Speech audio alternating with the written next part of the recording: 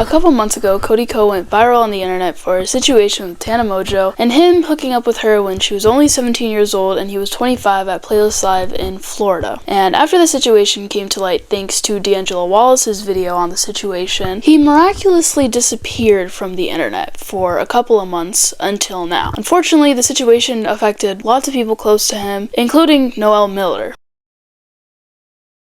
For those of you who don't know who TMG is, they were a comedic rap duo who released music starting in 2017 and were pretty consistent up until 2023. The duo consisted of Cody Ko and Noel Miller, and as I just mentioned, they were releasing music consistently starting in 2017 and even had collaborations with people such as Black Bear, BB No Money, and Quinn92. But they didn't just release music, they had a YouTube channel where they had their podcast episodes released on, and they also would do challenge videos together in various different activities. And eventually in 2021, they would end up founding a network called TMG Studios, where they would have other podcasts including their own and would eventually explode into success. However, once all this information was released about him, TMG Studios decided to make the right decision and essentially take him off of anything associated with the brand TMG. However, they still let him be active behind the scenes, and they even ended up releasing a statement about this, basically saying what I just said, that he wasn't going to be the face of TMG, but he was still going to be working behind the scenes. So why did I bring TMG into this? Well, it's a pretty big example as to how Cody's actions affected other people who are working with and under him, and how it's affected the image of the company itself.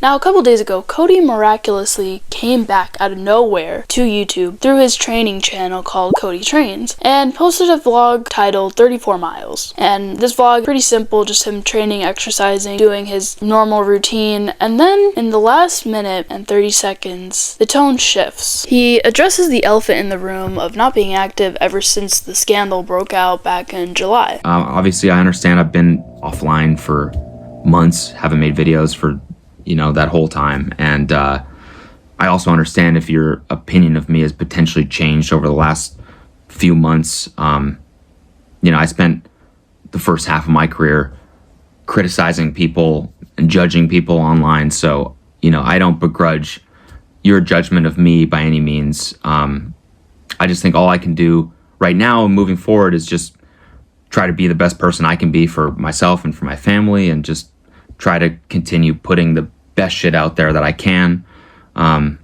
So that's what I'm going to do. And if you stick around to watch it, I very much appreciate it from the bottom of my heart, truly. Now, when I started to listen to him talk, all I could do was just be confused because it felt very odd. Like, it just felt very half-assed, and half-assed isn't even the right word for it. It felt an eighth-assed. He didn't even address the actual situation, and all he said was, yeah, I know that your opinion of me may have changed, and you may not like me, and that's okay. And then he says that all he can do is be the best person he can be for himself and for his family, and he's gonna try and continue to put out great content. And it was so baffling to me to watch that because it just sounds so tone deaf that he just is saying all these things and he's not even taking any sort of accountability for the actual situation he should be apologizing for, and he isn't, and he's only just apologizing, essentially being like, hey guys, sorry I haven't been active, I'm gonna come back. But it's just crazy that he doesn't accept any accountability in any capacity at all. If he really wanted to apologize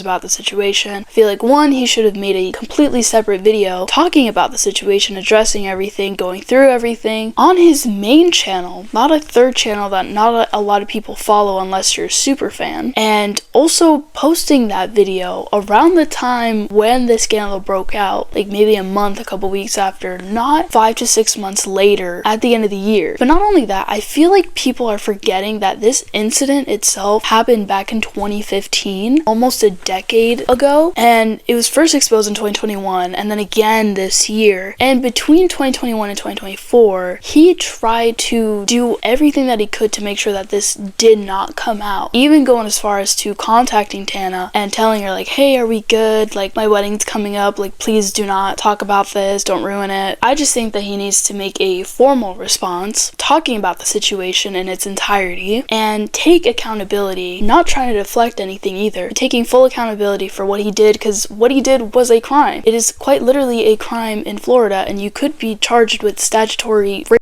Not only that, I feel like he should also privately apologize to Tana. It may not make up for how long ago this happened, but it'll at least show that he cares in some capacity for what he did and he's trying to take responsibility for it. But again, the way he's been handling it is just awful. Going silent for like 5 to 6 months and then posting a apology at the end of a 20-minute vlog on your third channel, just not how you do it.